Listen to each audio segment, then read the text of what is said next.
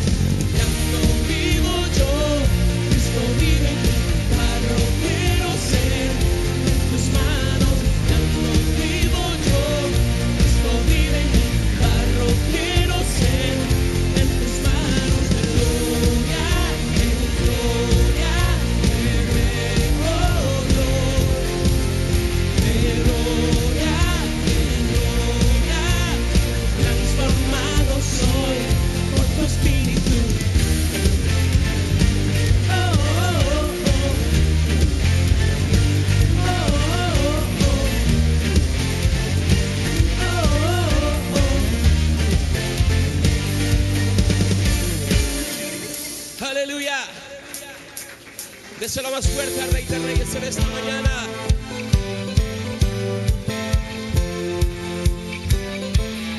Quiero aplaudiéndole al Rey con todo el corazón, con todas sus fuerzas.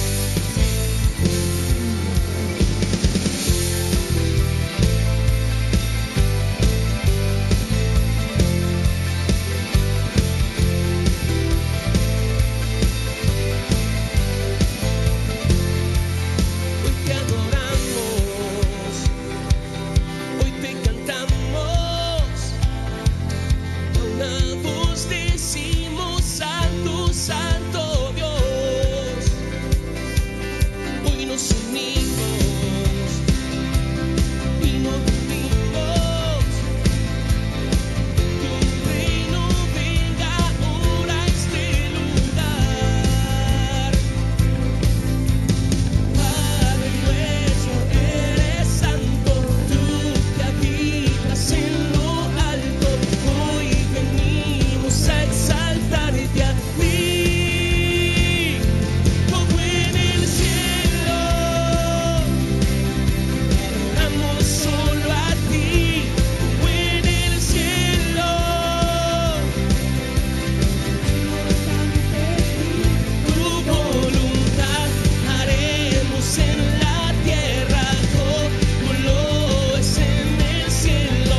Ven, desciende, reina solo tú, como en el cielo.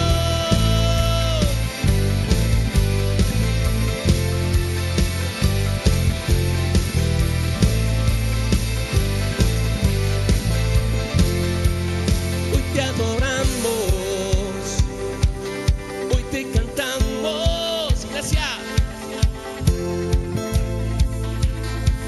¿Nos escucha? A ver, todos juntos. Hoy nos unimos. ¿Cómo? Que tu reino venga ahora a este lugar. Padre nuestro, eres santo, tú que habitas en lo alto. ¿Cómo? Hoy venimos a exaltarte a ti, Como en el cielo. Te adoramos solo a ti, como en el cielo. Nos rendimos ante ti, tu voluntad haremos en la tierra como lo es en el cielo. Ven, desciende, reina solo tú, como en el cielo.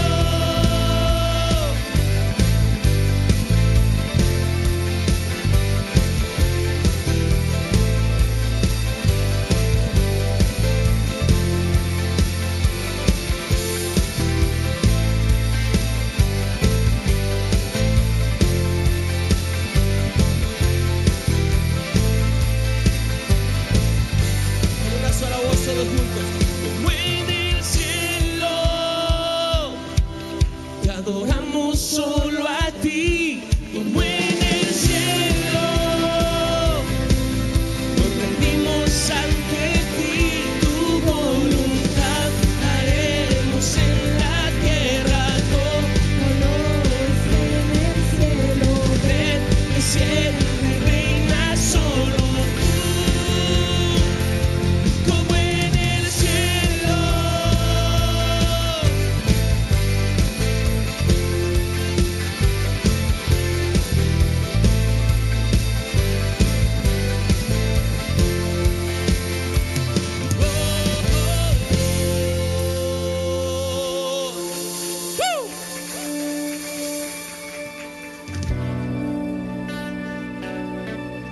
Quiero invitarte a que levantes tus manos en esta preciosa mañana.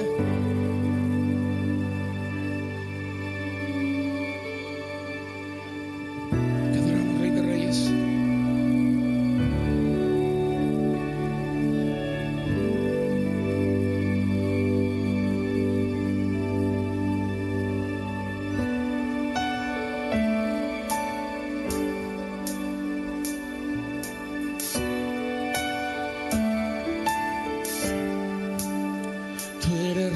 este pueblo, eres Dios en esta ciudad, el Señor de esta nación.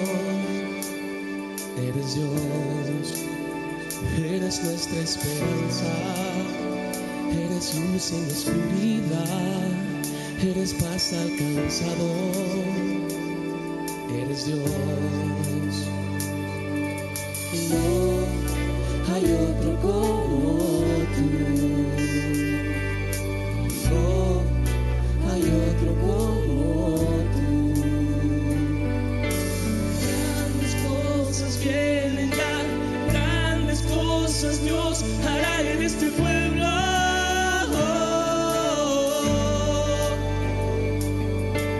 Grandes cosas vienen ya, grandes cosas Dios hará en este pueblo.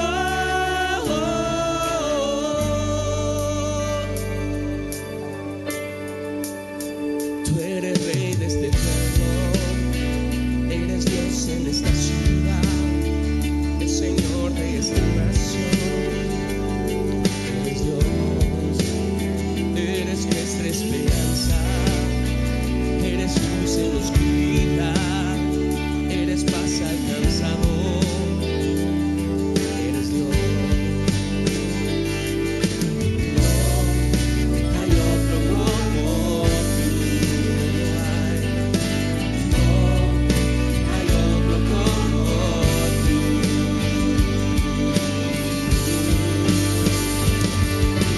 Grandes cosas vienen ya, grandes cosas Dios hará en este pueblo.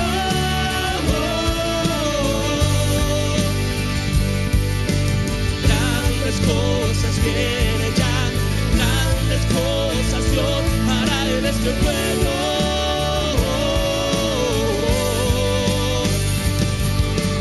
Grandes cosas vienen ya, grandes cosas Dios hará.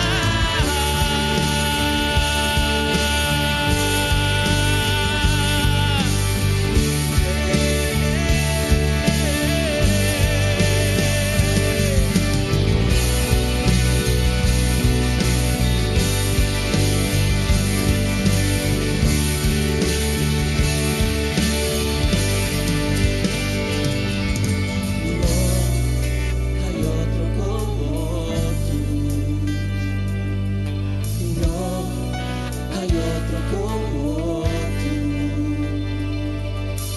Grandes cosas vienen ya, grandes cosas Dios hará en este pueblo.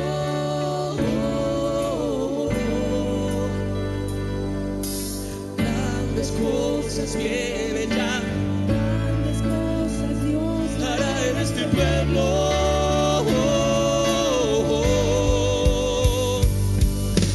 Grandes cosas vienen ya, grandes cosas Dios hará en este pueblo.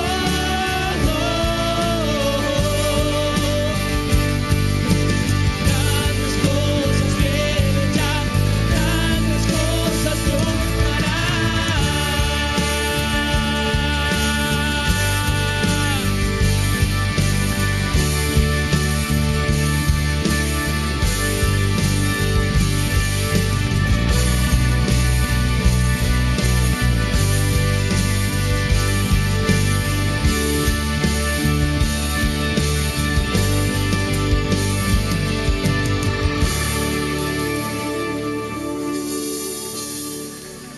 Aleluya.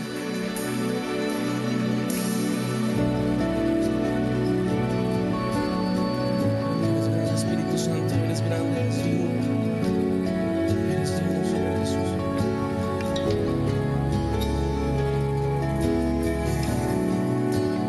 Preciosa sangre se derramó.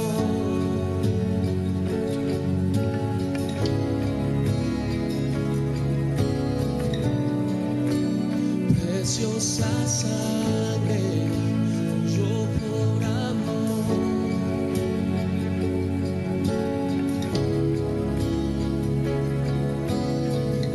Sobre ti el dolor, tus venas lloran.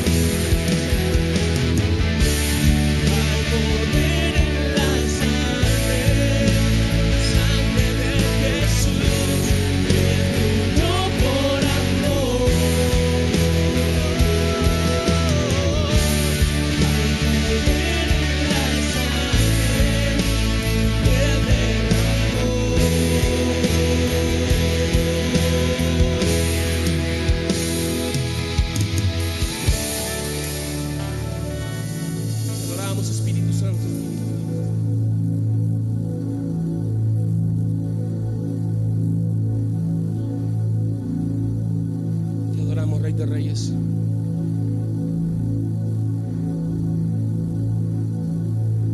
Vamos, Señor Jesús.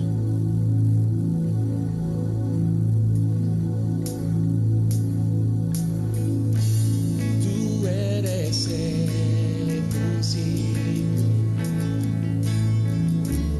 de eternidad. Llamaste el mundo la existencia, me acerco a ti.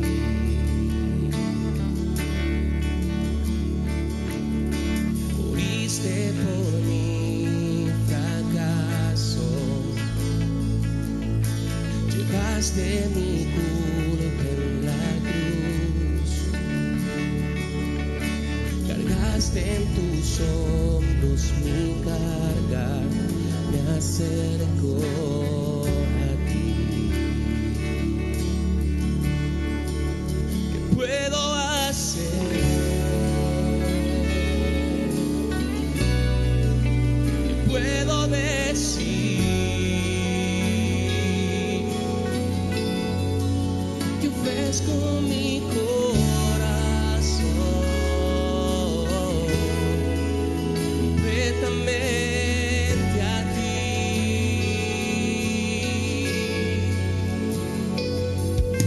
En tu salvación camino, tu espíritu vive en mí. Declararé tus promesas, me acerco a ti.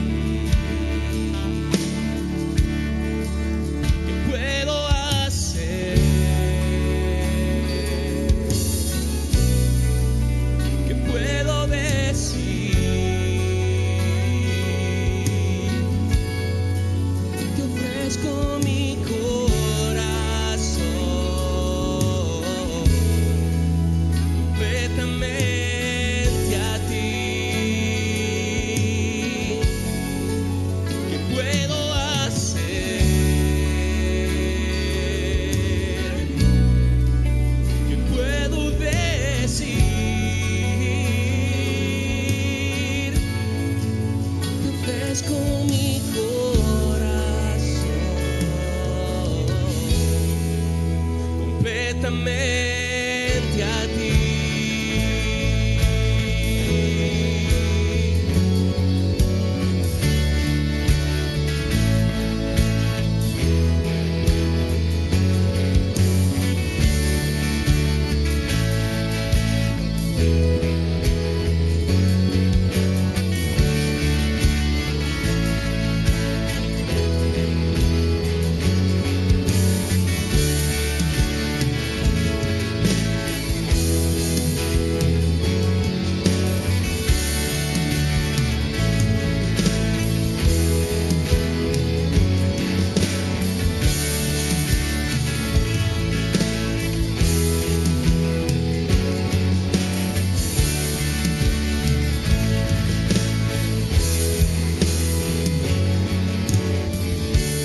Aquí estoy con manos alzadas, vengo, pues tú todo lo diste por mí. Aquí estoy, mi alma a ti entrego, tuyo soy, Señor. Aquí estoy, con manos alzadas vengo, pues tú todo lo diste por mí. Aquí estoy, mi alma a ti entrego, tuyo soy, Señor. Vamos a decirle fuerte al Rey así. Aquí estoy, con manos alzadas vengo, pues tú todo lo diste por mí. Aquí estoy, mi alma a ti entrego, tuyo soy,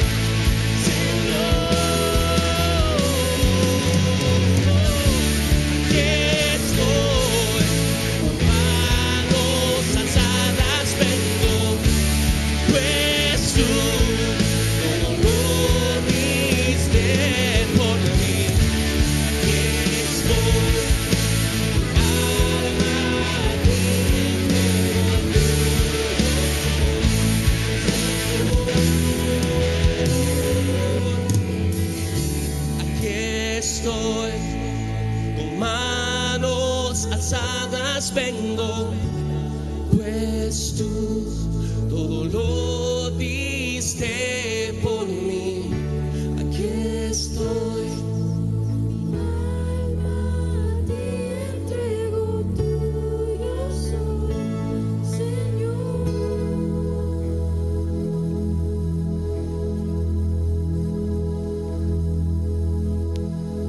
¿Qué puedo hacer?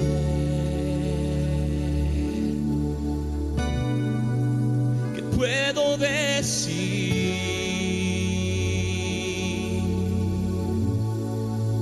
Te ofrezco mi corazón completamente a ti.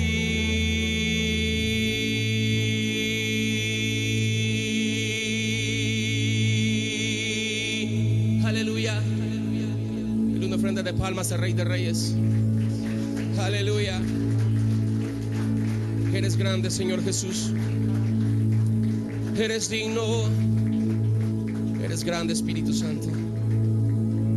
A ti toda honra, a ti toda gloria, Señor Jesús. A ti toda gloria, Señor Jesús. Aleluya. Que el Señor les bendiga, hermanos, y así va a pasar el hermano que va a orar por los diezmos y las ofrendas, y que se sigan bendiciendo.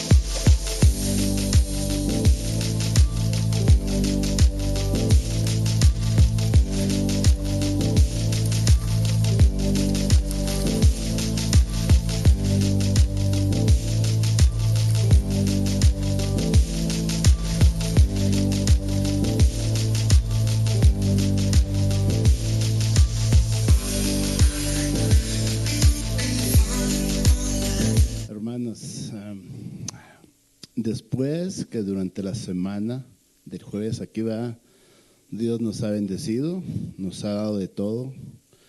Gracias a Dios, como dice Lucas 6:38, dad y os dará medida buena, apretada, remecida, rebosando. Darás a vuestro regazo, porque con la misma medida con que mides os medirás, nos volverán a medir. Bonitas citas que nuestro Padre nos da bastante, ¿verdad? Nos da mucho. Pues por eso estamos aquí, ¿verdad? Porque nos dio mucho. Pero fíjense que nos dice acá bien bonito, porque no es nomás venir y traer y dar. Igual al vecino tampoco no es bonito darle todo lo que necesita, porque también tiene que ir acompañado de algo. El Mateo 5:23, qué hermoso dice aquí. Por tanto, si traes tu ofrenda al altar y ahí te acuerdas de tu hermano, tiene algo contra ti, deja ahí la ofrenda delante del altar y anda, reconcíliate primero con tu hermano y entonces ven y presenta tu ofrenda.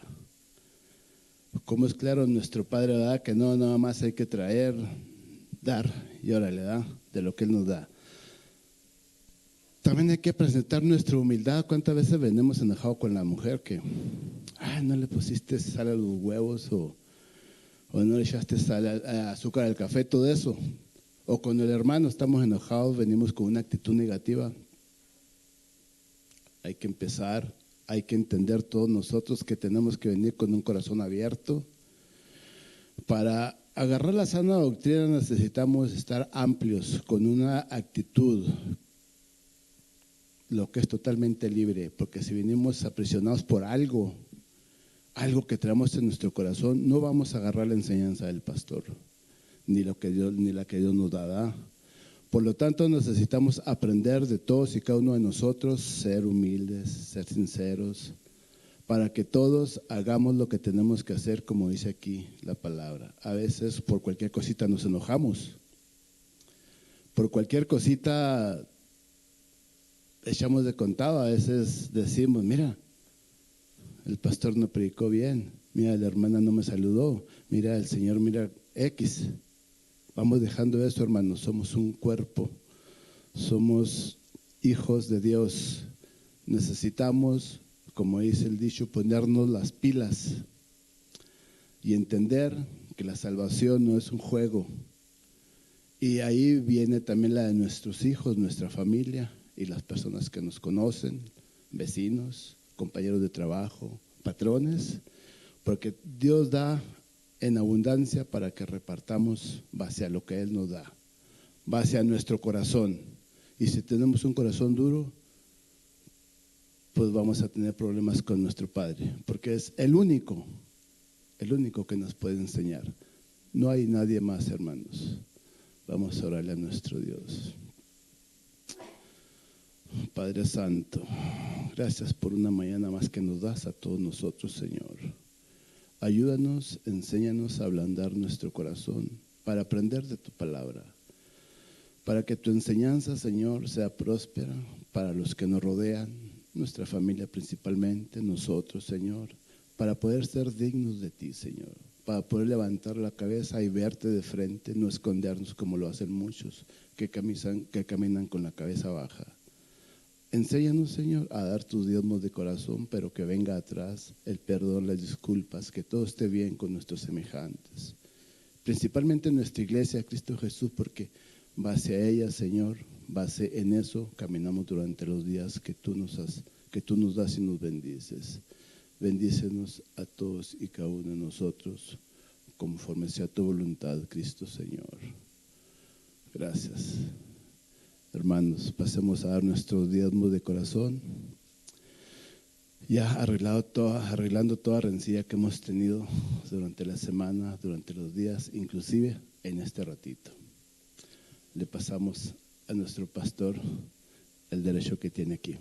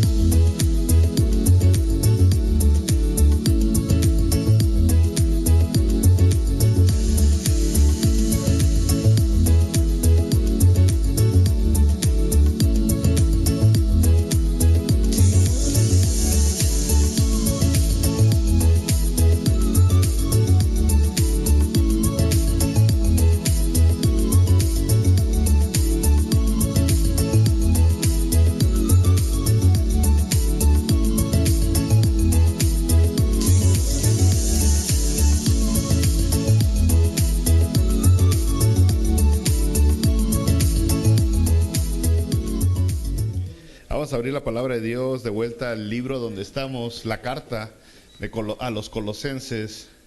Así que estamos en el capítulo 2, llegamos al versículo 8. Y no se preocupe, no creo que vayamos a terminar la mitad del capítulo 8 hoy, al menos de que se anime, ¿no? Si se animen, sí la terminamos. Es que hay mucho que masticar.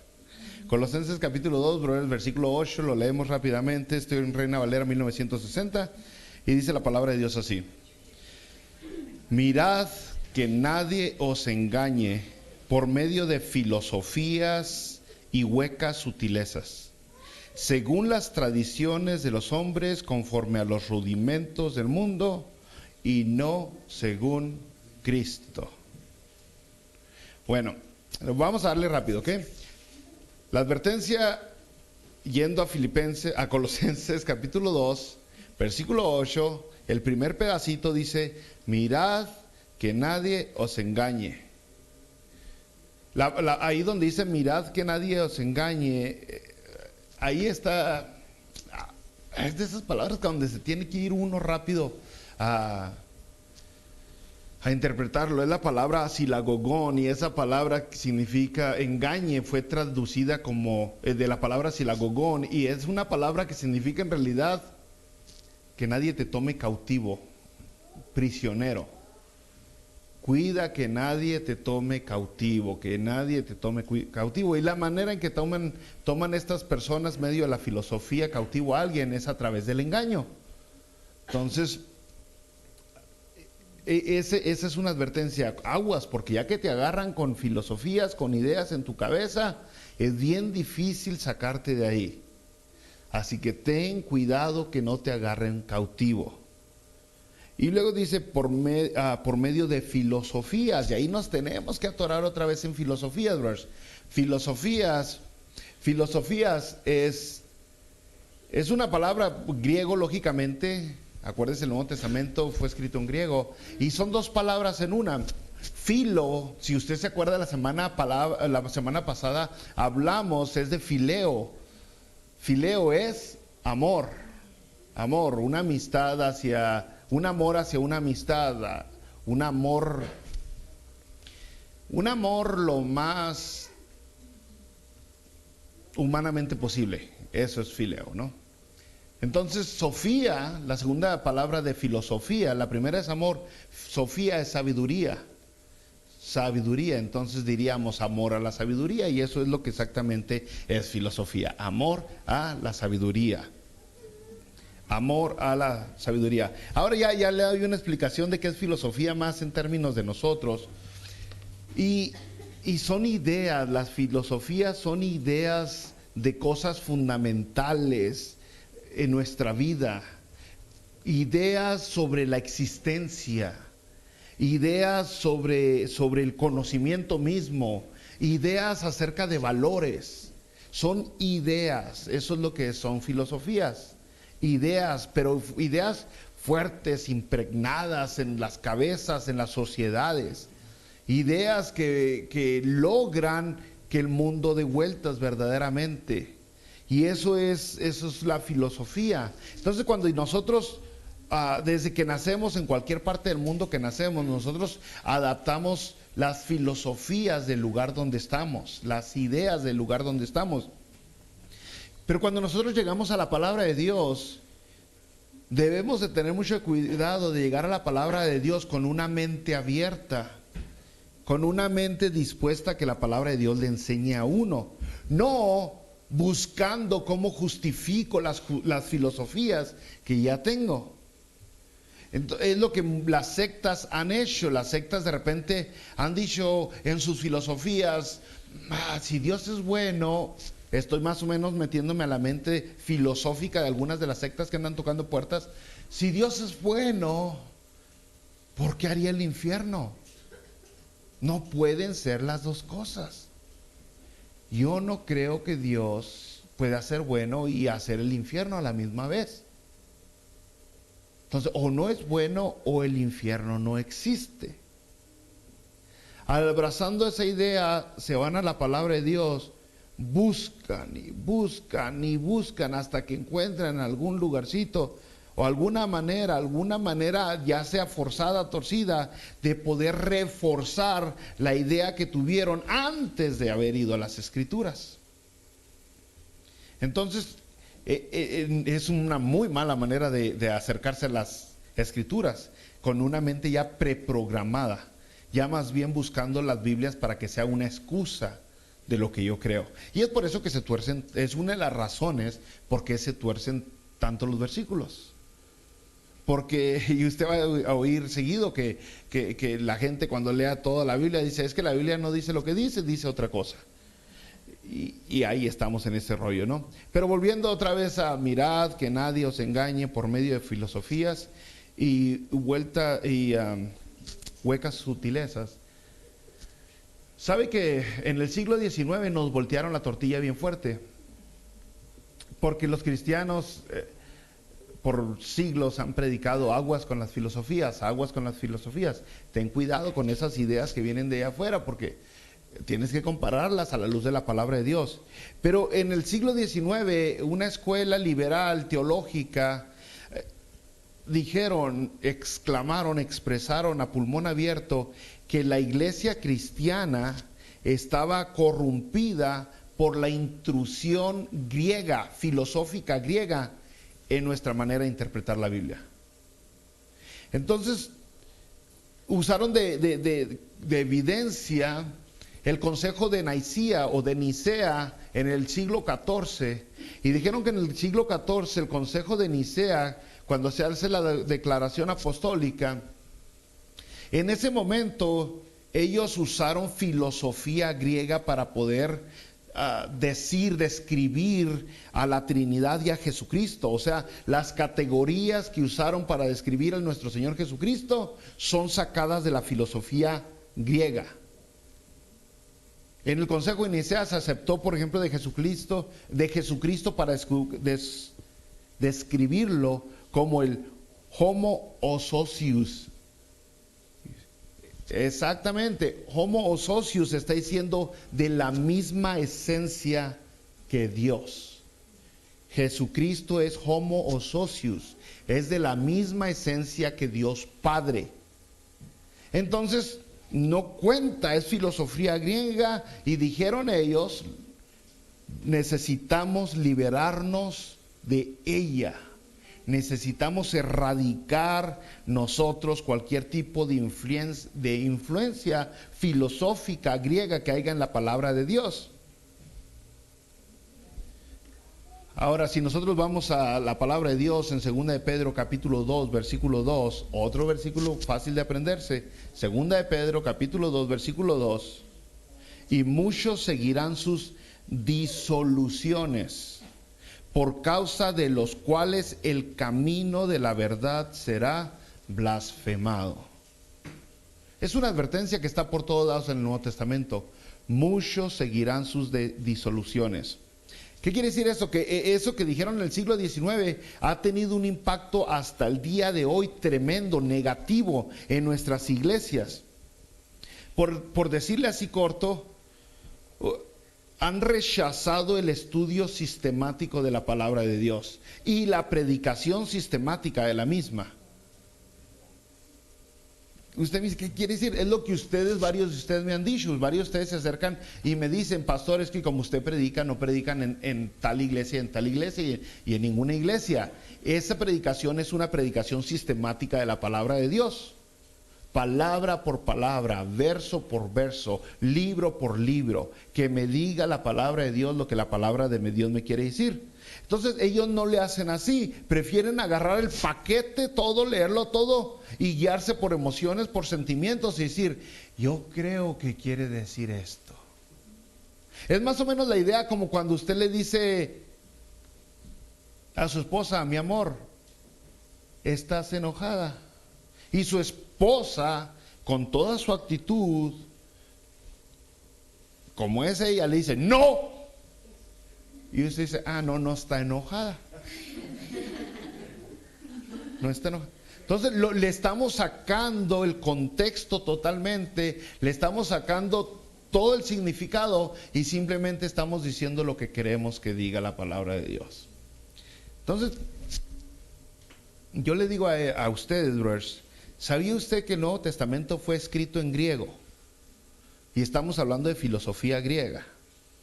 El Nuevo Testamento fue escrito en griego no por decisión humana, no porque algún individuo, algún humano, algún apóstol, algún profeta, algún pastor se le ocurriera hacerlo en griego, sino por decisión divina. El Nuevo Testamento fue escrito en griego, hablará nuevas lenguas, está escrito en un idioma extranjero a los hebreos.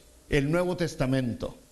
El Antiguo Testamento, del cual usted tiene su Biblia ahorita, de donde sacaron todas las traducciones del Antiguo y del Nuevo Testamento, la Biblia completa está escrito en griego, se llama Septuaginta. Siglos antes de que viniera el Señor Jesucristo, se empezó a perder la Biblia original, el Antiguo Testamento en lo original, en hebreo, en arameo. Un grupo de gente, eran los 72 o 73 líderes ancianos, traducieron todo el Antiguo Testamento antes de que se perdiera al griego. Se le conoce como la Septuaginta, todo traducido al griego.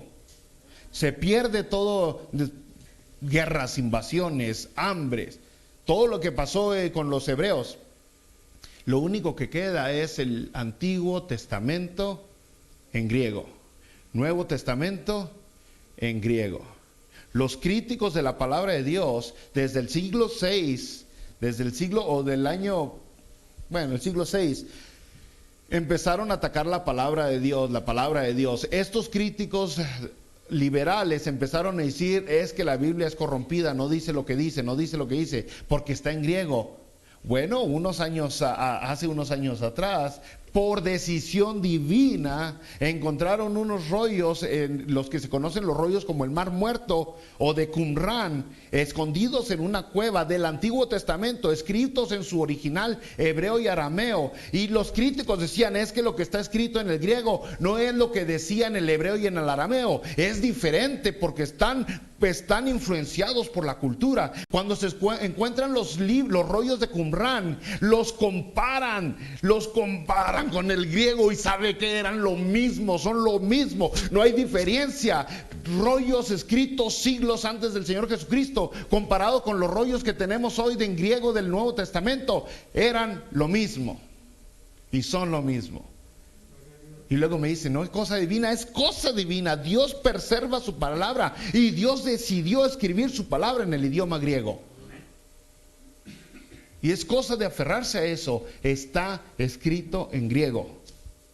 A mí me sorprenden los cristianos tremendamente, cómo los cristianos se aferran con el hebreo. Oye, pues está bien, era el idioma fíjese cómo dije era, póngale atención porque dije era el idioma de Israel. Pero, y le ponemos a nuestras iglesias Peniel, Betel, Ebenezer, porque estamos aferrados al hebreo. Oye, pues si toda la Biblia está escrita en griego, ¿por qué si estamos nosotros tan aferrados al hebreo? ¿Por qué Dios no lo está? ¿Por qué es que Dios no está tan aferrado a ese idioma? Los cristianos, algunos hasta, no ustedes, algunos se dejan las barbas grandes y se cambian el peinado y se intentan parecer a los judíos. Oye, si nosotros estamos tan aferrados a ellos, ¿por qué Dios no lo está? Dios los usó, Dios los eligió como una nación por la cual iba a venir el Mesías. Son un pueblo selecto por Dios. Es más, no le puede decir que Dios volteó a ver a la tierra y dijo, a ver, ¿cuál nación elijo o cuál esta? No, porque Dios en realidad agarró un individuo y de ese individuo hizo la nación que quiso hacer. Son privilegiados, sí. A ellos vino primero, sí. Pero la idea se está cumpliendo, que a través de ellos se bendijera todo el mundo. Así que sí, mi brother. Por ejemplo, Juan capítulo 1, versículo 1. Le voy a poner un versículo que usted lo conoce y un versículo que usan las sectas para contradecir que Jesucristo es Dios. Juan capítulo 1, versículo 1 dice, al comenzarlo luego, en el principio era el verbo. Y el verbo, estoy usando Reina Valera 1960. Así dice, en el principio era el verbo y el verbo era Dios y el verbo era con Dios. Ahora, si le quisiéramos traducir todavía un poco más entendible al lenguaje de nosotros, sería en el principio era la palabra y la palabra era Dios y la palabra era con Dios. Ahora, si vamos de vuelta, regresamos hasta Juan 1:1 y decimos, ¿qué es esa palabra? ¿A qué se refiere? Y todos sabemos que está refiriendo a Jesucristo por versículos claros como Juan 1:14, y la palabra fue hecha carne y habitó entre nosotros y vimos su gloria. Pero Juan 1:1 dijo, en el principio la palabra era Dios. Yo a usted le he recomendado mucho a ustedes que lean Juan, a varios de ustedes cuando empiezan a leer la Biblia. No me empiece a leer números ni Deuteronomio, se va a hacer bolas, brother. Juan, porque Juan fue escrito para usted, para gente como usted. Juan, cuando un judío, cuando un hebreo leyó por primera vez en aquellos tiempos Juan, tuvo un significado enorme para él. Porque cuando leyó esta persona Juan 1 y dice, en el principio, en ese momento el judío por debido a su cultura y a su filosofía, se transportó a Génesis capítulo 1, versículo 1. Inmediatamente, en el principio, fue llevado a todo lo que Dios hizo con el poder únicamente de su palabra. Fue transformado. Esto se acopla a mí, dijo el judío.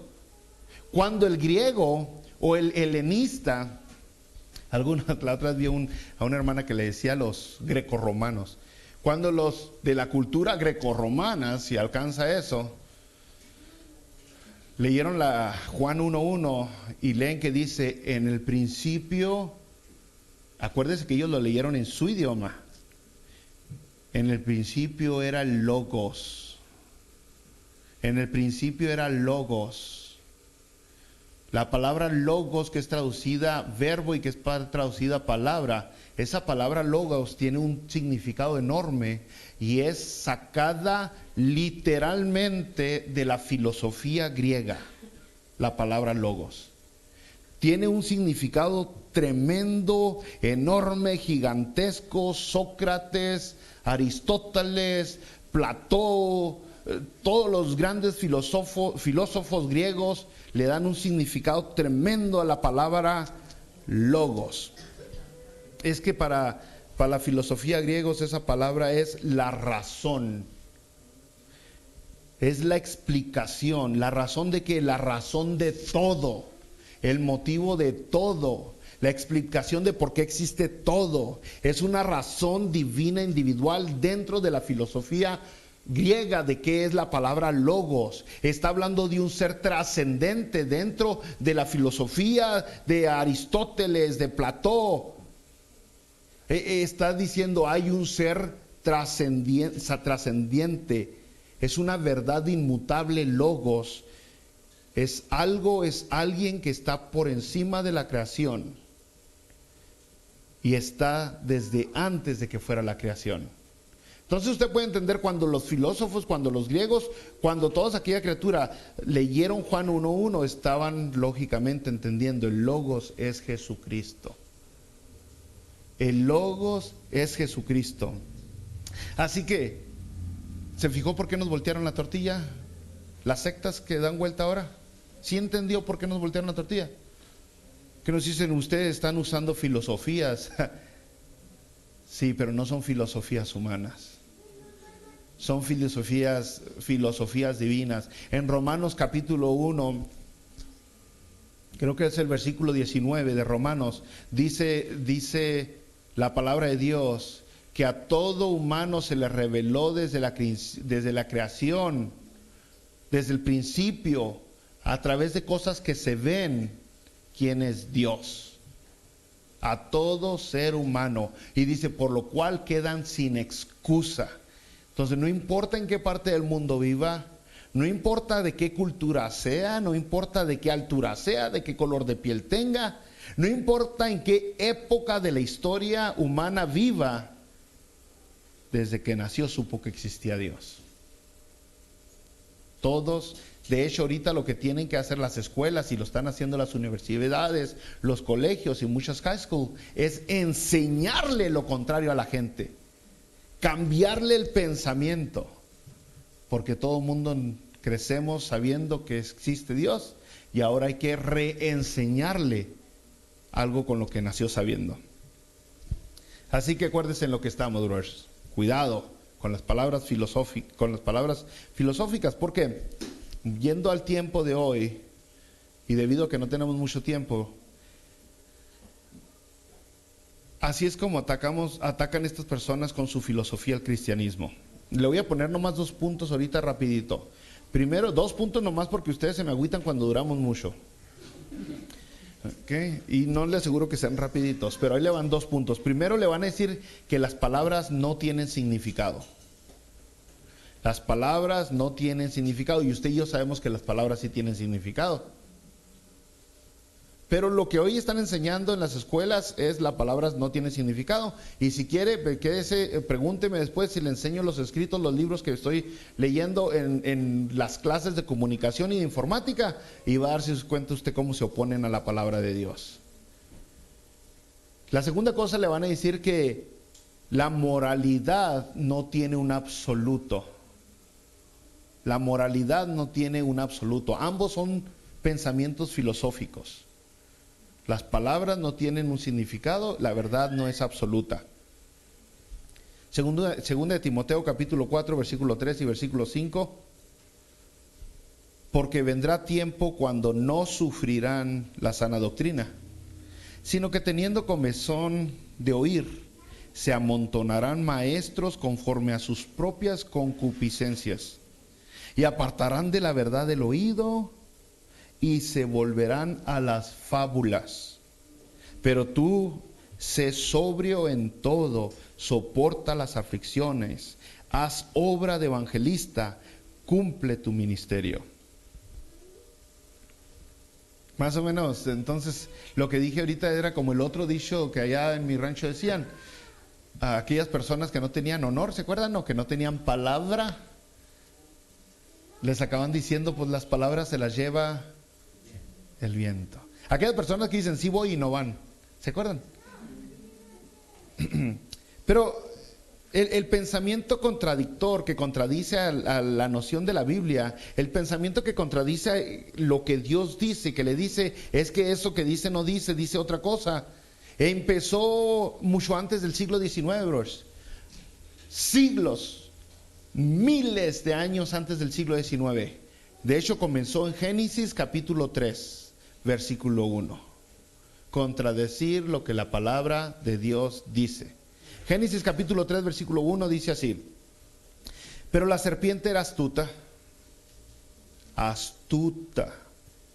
más que todos los animales del campo que Jehová Dios había hecho, la cual dijo a la mujer: con que Dios ha dicho, con que Dios ha dicho. Otra traducción correcta hubiera dicho, sería, ¿verdaderamente dijo eso Jehová? Ahí ya está la duda. Ahí ya está la duda. Ahí ya está, ¿verdaderamente dice lo que dice? ¿Será cierto que dice eso que tú dices que dijo? A lo mejor son ideas tuyas. A lo mejor son ideas de tu religión. Alguien lo vino trastornando hasta que llegó a creer lo que tú crees ahora. Sigamos leyendo, dice Génesis 3, versículo 3. Pero del fruto del árbol que está en medio del huerto, dijo Dios, no comeréis de él, ni le tocaréis para que no muráis. Entonces, ahí era Eva la que estaba hablando. Entonces la serpiente dijo a la mujer, no moriréis. No moriréis. ¿Con qué descaro dice una mentira, Dan Chamuco? No moriréis. Dígale a eso a mi abuelito que ya pasó. Y a todos mis seres amados que he perdido desde que tengo conocimiento. Pero aquí está, no moriréis. Primero con que dijo Dios y luego contradicción. No moriréis. Sino, versículo 5 de Génesis 3, sino que sabe Dios que el día que comáis de él, serán abiertos vuestros ojos y seréis como Dios. Seréis como Dios. Wow. Otra vez volviendo a las sectas que andan tocando puertas, una de ellas le va a decir que usted algún día va a ser Dios. Es exactamente porque Eva comió del fruto prohibido, y es exactamente porque Satanás fue expulsado con sus ángeles del cielo, porque quiso ser igual a Dios. Y la otra secta le va a decir que hay muchos dioses. Por eso en Juan 1:1, el que leímos ahorita, en lugar de leer en el principio era el verbo y el verbo era Dios, ellos lo corrompieron y le pusieron en el principio era la palabra, y la palabra era un Dios, le pusieron. Le agregaron un artículo que no existe ahí.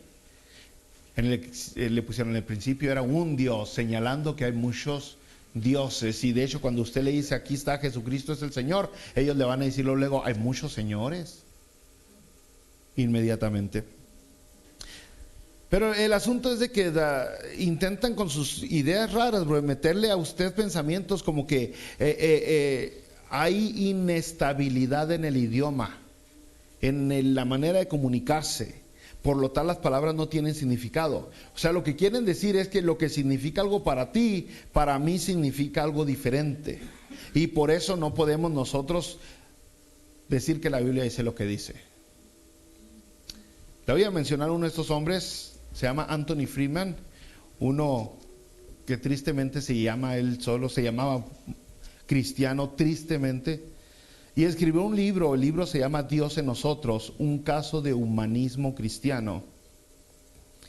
Y él está hablando de lo insignificativas que son las palabras. Y yo voy a citar tantito a su libro. Cito tantito su libro de este hombre.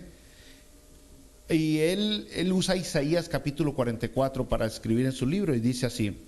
El profeta Isaías dijo, acuérdense que lo estoy citando, a este hombre.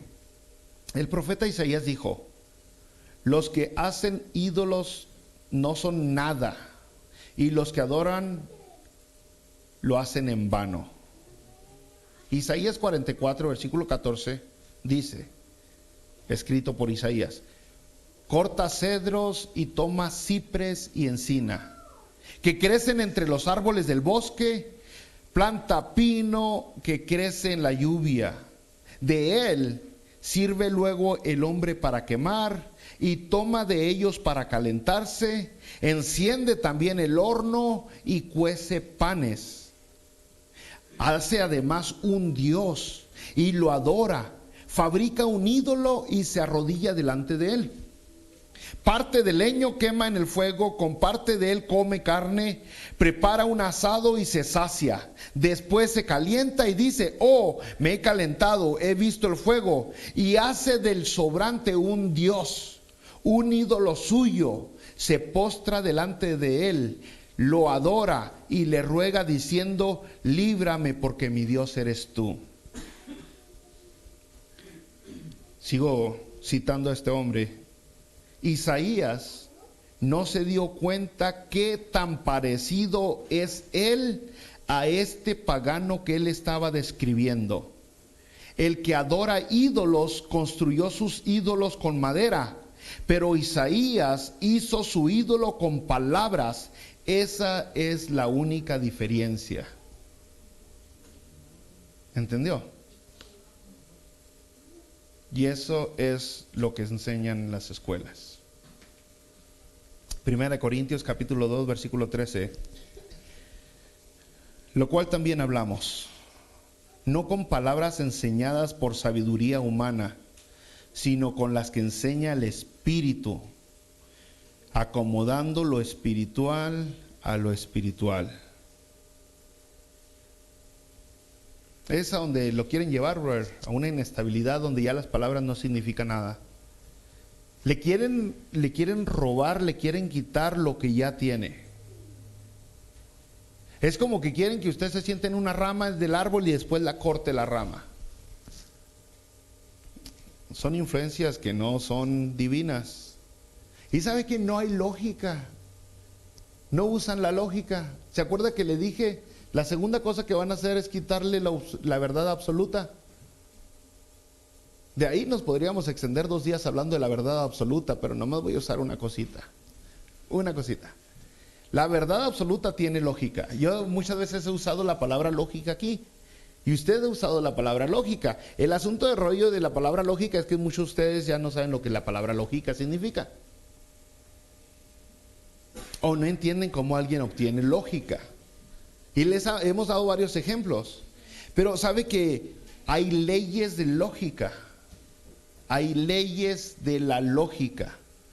Hay varias. Yo nomás le voy a hablar de 4 leyes fundamentales de la lógica.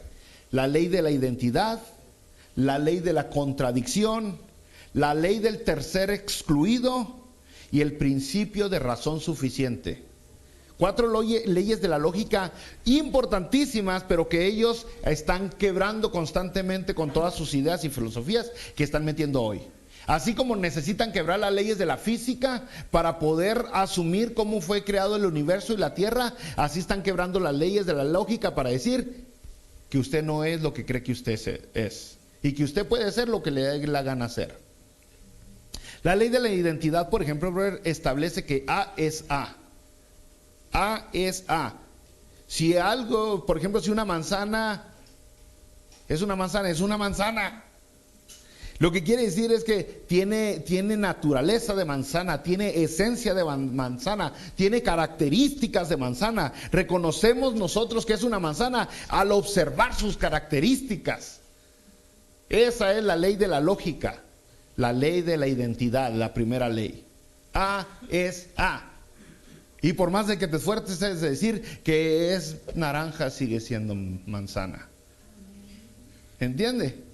Se rompe, es lo que están haciendo, quebrando con sus filosofías leyes puestas desde el principio de la creación. La segunda ley de la lógica, bro, es la ley de la no contradicción.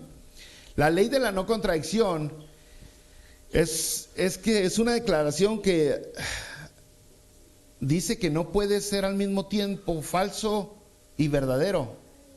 ¿Qué quiere decir eso? Por ejemplo, que la ley, usted la conoce bien la contradicción, o usted no le cuentan los bigotes, porque conoce en su interior la ley de la contradicción. Por ejemplo, si la hermana Vicky me invitó a su pachanga, hizo una pachangota que nunca me invita, pero supongamos que ahora sí me invitó la hermana Vicky a su fiesta, ¿ok? Y luego yo le dije, perdón hermana, es que andaba en Colorado, no pude ir a su fiesta. No, el viernes andaba en Colorado. Sí, hermana, andaba en Colorado y no pude venir. En eso llega mi hija y me dice, papá, ¿te acuerdas la película que vimos el viernes en la casa? ¿Entendió? Ella en ese momento dice, se está contradiciendo. No pueden ser verdad las dos cosas. Por eso es la ley de la no contradicción. Es la lógica, brother. Y lo traemos todos dentro. La tercera, me quisiera extender mucho, bro, en estos temitas porque tengo mucho que hablar de ellos. Pero la tercera es la ley del tercer excluido. ¿Qué quiere decir la ley del tercer excluido? Otra vez, brothers. Si decimos que el hermano Elías tiene el cabello güero, en ese momento estamos excluyendo el cabello negro, estamos excluyendo el cabello rojo, estamos excluyendo todas las demás cosas. Otra vez, hay exclusión cuando una cosa es verdad. No puede tenerlo, bueno, ahorita sí puede tenerlo de 1000 colores, qué mal ejemplo. Mire, sí se vale de 1000 colores. Mal ejemplo. Pero el caso, hermanos, es que ahí le va un ejemplo más. El tercer excluido se lo voy a poner un poquito más entendible. ¿Ok? Cuando un hombre dice estoy embarazado, en ese momento usted dice, ¿qué dice en ese momento usted? No es cierto, no es cierto, queda excluida esa opción. No es cierto, un hombre es ilógico, va en contra de las leyes de la lógica. No puede estar embarazado un hombre. No importa que tanto le menciones acá y allá, pero cuando una mujer dice estoy embarazada, ahí cae, es posible que sí. Es posible que sí. Y nos podríamos entender al asunto del relativismo que siempre está promovido y por todos lados, donde dicen pues es relativo, si ese hombre era esto y se hizo aquello, pero la verdad es clara, un hombre no puede decir estoy embarazado, todo lo demás queda excluido. La cuarta que le digo ahorita, brother, porque ustedes necesitan entenderlo. A mí me preocupa mucho que los jovencitos unos ya están y otros ya están yendo al colegio y con todas las tonterías que están metiendo ahí donde forzan. Es ilógico. Esta semana en una tarea dije que suave, estaba leyendo yo unos escritos y estuve de acuerdo con el libro que estoy leyendo en ese momento, porque decían no somos tan diferentes los humanos. Cuando estudiamos el ADN de una persona o el ácido ribonucleico, cuando estudiamos el ADN, el DNA, para usted que lo entienda, de una persona, nos damos cuenta que todos los humanos comparten el 99% del ADN. Por eso fácilmente podríamos decir que somos de la misma raza. Y dije, wow, si estoy de acuerdo, excelente. Y le dijeron, pero en tu identidad, y estábamos hablando de identidad. Y le dijeron, pero en tu identidad, cuando tú naces como hombre, no quiere decir que sea una identidad infinita, sino tú puedes cambiarla en cualquier momento. Y empezaron a hablar con esas tonterías. Y dije, ¿dónde está la ciencia? Para todo lo demás usaron la ciencia, y cuando llegó ese momento dejaron de usar la ciencia totalmente. Te puedes mutilar por fuera, pero por dentro sigue siendo lo que naciste siendo. Exactamente. Y en ese momento ellos dejaron la lógica a un lado y simplemente se dejaron llevar por lo que sus deseos dicen. El cuarto es el principio de la razón. La cuarta ley de la lógica que le menciono hoy. El principio de la razón. ¿Qué quiere decir este principio de la razón? Es que todo objeto debe tener una razón que lo explique. Todo lo que existe tiene una explicación. ¿Cómo es? ¿Por qué es? ¿Para qué es? O sea, nada existe sin una causa o razón determinada. Es bien extraño porque todas estas personas que intentan irse en contra de la lógica y sacan tonterías como que las leyes de la lógica aquí son diferentes allá, aunque le usen el mismo racionamiento. Siempre que me ven, usan la lógica y me preguntan, cuando me conocen, me hacen una o dos preguntas. Una es, ¿por qué eres cristiano? Están usando la lógica. La cuarta, la razón de la lógica. Quieren que les dé una explicación suficiente de por qué soy cristiano. Eso es lógica. Hay una razón. Hay una razón. Usted tiene que decir por qué soy cristiano. La segunda pregunta que me dicen es ¿por qué eres pastor? Hay una razón. Todo lo que es por algo. Usted podría... Un cuadro. Ustedes saben tantita matemática o álgebra, lo que sea. Un cuadro. Si conocen tantito de matemáticas, se dan cuenta que los cuadros tienen los cuatro lados iguales. Entonces, si este lado mide 5 centímetros, y este lado mide 5 centímetros, y este lado mide 5 centímetros, ¿cuánto va a medir este? Pero ¿por qué? Tiene una razón. Tiene una razón. Cuando hablamos de la Revolución Mexicana, ¿fue ilógica o tuvo una razón? Cuando se enoja su esposa, ¿entendimos más o menos el concepto? Son leyes de lógica que todos usamos. ¿Y sabe qué? Están yendo en contra de lo mismo que el humano trae dentro de su corazón. Cuidado con las filosofías. Hoy dicen, no existe la lógica. No existe. La ley de la lógica que están intentando compartir con el mundo es de que dos verdades que se contradicen pueden ser verdades ambas. Dos verdades pueden ser la misma verdad. Y usan cositas medio rebuscadas, usando su sabiduría humana al máximo. Por ejemplo, usan este concepto, y lo he visto dentro de las iglesias, y hasta yo he caído en errores para explicarle dos tipos el comportamiento que debemos de tener de tolerancia dentro de la iglesia. Pero usan ideas como estos 4 ciegos que nunca habían conocido un elefante y eran ciegos, y los llevaron a donde había un elefante, y a uno lo pusieron en la trompa, y otro lo pusieron en las patas, otro lo pusieron en la cola, y el otro quién sabe dónde lo aventaron. Y entonces cuando los trajeron de vuelta le dijeron, ¿cómo es el elefante? Y uno dijo, no, pues es como una viborota grandota el que quedó en la trompa, ¿no? Y grandota la viborota. Y el otro dijo, ¿cómo es el elefante? No, es un pilar, es el que le tocó en la pata.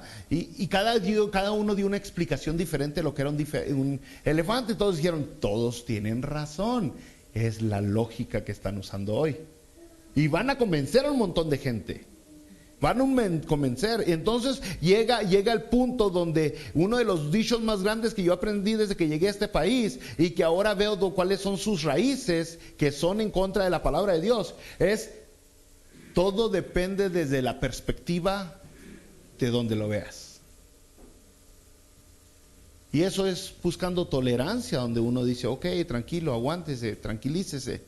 Pero el asunto es que ese punto lo están llevando a donde no hay verdad absoluta. No hay verdad absoluta. Cada quien puede tener su propia verdad.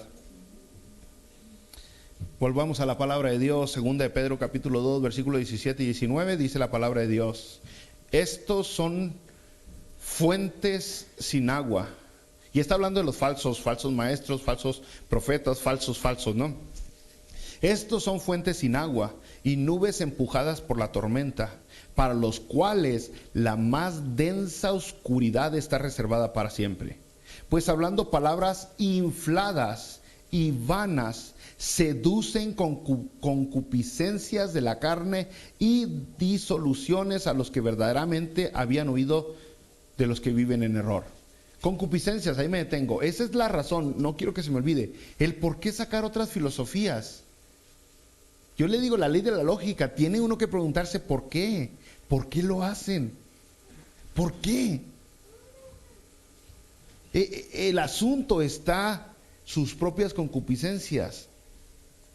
Porque el humano está impuesto a buscar una manera de justificarse. ¿Justificar qué? Sus deseos, lo que quiere, sus actos, sus pensamientos. El humano va a buscar. Entonces si yo le digo a usted, ¿sabe qué? Usted me ve bien macho, pero no lo soy. En ese momento usted me va a dar juicio, lo que yo llamo juicio. Me voy a sentir mal porque usted me está atacando, me está rechazando. Entonces lo que yo voy a hacer es buscar cómo me justifico delante de usted. ¿Cómo le digo que yo tengo la razón? Así nací, pero de otra manera me vieron. Y voy a buscar maneras para justificar mis deseos. Mis deseos, a tal grado que esta sociedad está llegando al punto donde nadie es culpable, donde nadie tiene la culpa, donde todos somos inocentes y víctimas de alguien más. Y puede ser lo que quiera ser. Pero todo lo que hacemos es busco cómo explico que estoy bien con los deseos que tengo. Y usted va a buscar, va a ir con algún drogadicto, con algún alcohólico, va a ir con alguna persona que tiene problemas de administración de dinero, y todos van a buscar una manera de justificarse que están correctos, que están bien. Por eso dice la palabra de Dios, seducen con concupiscencias de la carne y disoluciones a los que verdaderamente habían huido de los que viven en error. Les prometen libertad y son ellos mismos esclavos de corrupción, porque el que es vencido por alguno es hecho esclavo del que lo vence. Hermano, la historia de salvación es de lo más importante y valioso que tenemos en la Biblia. Y es verdad, es pura, es sincera, es absoluta y es eficaz. Cuando usted va a la palabra de Dios, tiene que buscar esa historia de salvación. Pero se la van a estar intentando corrompir sectas, ideas y demás. La van a estar atacando constantemente. Van a estarle diciendo de qué manera puede usted ser salvo basado en filosofías. Le van a estar diciendo, ¿salvo de qué? No tienes que ser salvo de nada. La palabra salvo ni siquiera debería existir. Le van a agarrar las palabras y se las van a acomodar diferentes, de tal manera que dicen una cosa diferente. O sea, no es lo mismo la tormenta se avecina que la vecina se atormenta. Pero sí son las mismas palabras. No es lo mismo huele a traste. No, ya esa no. Sí, perdón, bro, perdón. Gracias, diácono, gracias. Le agarran cosas y se las rebrujan tantito y usted ya queda, y es una tristeza, brother, darse cuenta que ahorita muchos de estas sectas agarran a jovencitos de 18 años y los suben en una bicicleta y los mandan a confundir a gente por todos lados. Y la gente está tan mal preparada de lo que cree que queda toda rebrujada, toda mareada, como si se hubiera bajado de una cosa de esas que dan vueltas. Y van señoras que no tienen nada más que andar chismeando en una esquina por ahí en alguna banqueta y de repente dicen vamos a tocar alguna casa y van y le tocan y la hacen pedazos porque no tiene sus convicciones bien fomentadas. Le agarran los mismos versículos que usted había leído y se los cambian y queda toda rebrujada la gente. Es por eso que nosotros debemos de ponernos truchas, listos, aguas al tiro, despiertos, porque si no nos van a hacer pedazos. Y eso es lo que está pasando. Y no estamos peleando un solo frente. Tenemos por allá a los humanistas, por allá a los ateos, por allá a los legalistas, por allá a los liberalistas, por ahí, tenemos un montón de frentes con diferentes ideas y filosofías que muchas personas dicen, estoy confundido. ¿Qué es la verdad? Aquí está la verdad. Aquí está la verdad. Ha estado por miles de años y no ha cambiado. La verdad es la verdad. Así que esto es un llamado para que usted se prepare, jovencitos. Levántate, Lázaro.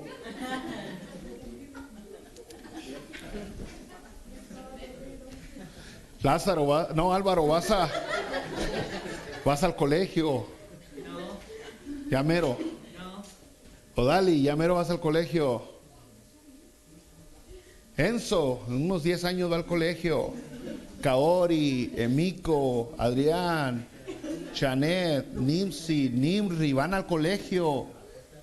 Camila eventualmente va al colegio. Joseph, Ian, Nathan, José, Pepe, Edni, Yadiel, Yacel y todos los demás jóvenes que se me escapan. Y los viejos que después de viejez viruela como yo, que vamos al colegio, necesitamos estar bien arraigados en lo que creemos. Necesitamos tener más que simplemente emocionalismo del cual está dando vueltas en nuestras iglesias.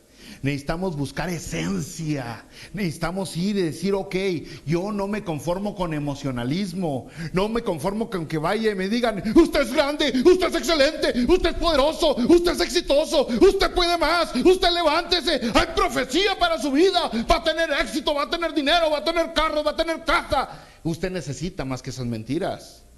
No se puede conformar con eso. Usted necesita adentrarse, sumergirse, meter los ojotes a la palabra de Dios, desgastarse las rodillas y decirle, Padre, enséñame, quiero estar firme con lo que está creyendo mi alma. Quiero arraigarme verdaderamente, porque lo que está dando vueltas allá atrás, si usted no se pone listo, lo va a despedazar en un ratito. En un momentito lo va a hacer garras.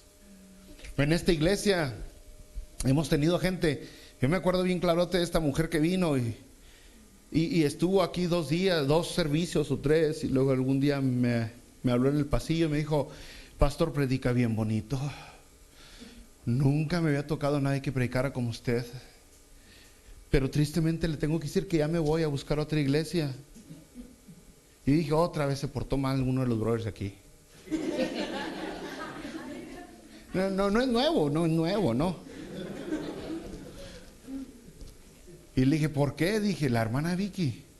¿O quién? ¿Quién? A lo mejor la hermana Luli se puso algo, ¿no?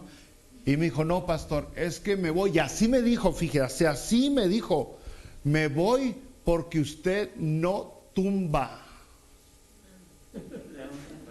Exactamente eso me dijo. Me voy porque usted no tumba. Wow. No tumba. Y le dije, no, hermana, yo no. Y si la tumba Dios, cuidado, porque eso es rechazo.